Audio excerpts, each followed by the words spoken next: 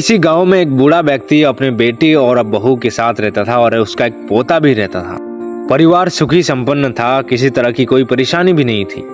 बूढ़ा बाप जो किसी समय अच्छा खासा नौजवान था, आज बुढ़ापे से हार गया था। चलते समय लड़खड़ाता था, लाठी की जरूरत पड़ने लगी थी। चेहरा झुर्रियों से भर चुका था, बस अपना जीवन किसी तरह से व्यतीत कर रहा था। उस घर में एक ही चीज अच्छी थी कि शाम को खाना खाते समय पूरा परिवार एक साथ टेबल पर बैठकर खाना खाता था।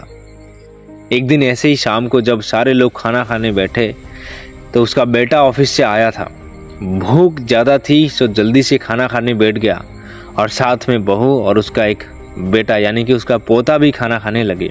बूढ़े हाथ जैसे ही थाली उठाने को हुए, थाली हाथ से छिटक गई, थोड़ी दाल टेबल पे गिर गई। बहू बेटे ने घृणा दृष्टि से पिता की ओर देखा और फिर से अपना खाना खाने में लग गए। बूढ़े पिता ने जैसे ही अपने हिलते हाथों से खाना खाना शुरू किया तो खाना कभी कपड़ों में गिरता तो कभी जमीन पर। बहू चिढ़ते हुए कहती है कि हे राम, कितनी गंदी तरह से खाना खाती है, मन करता है कि इनकी थाली किसी अलग कोने में लगवा देते हैं। और बेटे ने भी ऐसे ही सिर हिलाया जैसे पत्नी की बात से वो सहमत है और उसका ये पोता सब मासूमियत से देख रहा था। अगले ही दिन पिता की थाली उस टेबल से हटाकर एक कोने में लगवा दी गई। पिता की डबडबाती आंखें सब कुछ देखते हुए भी कुछ बोल नहीं पा रही थी। बूढ़ा पिता रोज की तरह खाना खाने लगा। खाना कभी इधर गिरता तो कभी उधर। छोटा बच्चा अपना खाना छोड़कर लगातार अपने दादा की तरफ देख रहा था। फिर माँ ने पूछा, क्या हुआ बेटे, तुम दादाजी की तरफ क्यों देख रहे हो और खाना क्यों नहीं खा रहे? बच्चा बड़ी मासूमियत से बोलता है कि माँ, मैं सीख रहा हूँ कि वृद्धों के साथ कैसा व्यवहार करना चाहिए। जब मैं बड़ा हो जाऊंगा ना और आप लोग बूढ़े हो जाओगे तो मैं भी आपको इसी तरह से कोनों में खाना खिलाऊंगा। बच्चे के मुंह से ऐसा सुनते ही बेटे और बहू दोनों कांप उठे। शायद बच्चे की बात मन में बैठ गई थी, क्योंकि बच्चा ने मासूमियत के साथ एक बहुत बड़ा सबक दोनों लोगों को दिया था, अपने माँ और पिताजी को।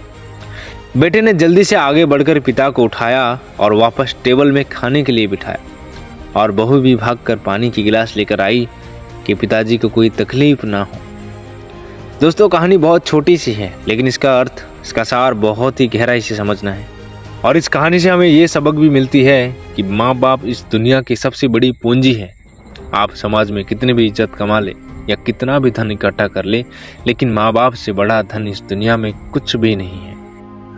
दोस्तों, कहानी कैसी लगी हमें कमेंट पे ज़रूर बताना और अपने माँ पिताजी के लिए कुछ शब्द भी हमें कमेंट पे ज़रूर बताना। और चैनल पे नए आए तो सब्सक्राइब जरूर कर देना। फिर से मिलेंगे एक नई कहानी के साथ। तब तक के लिए स्टोरी क्लब में आपका फिर से स्वागत रहेगा।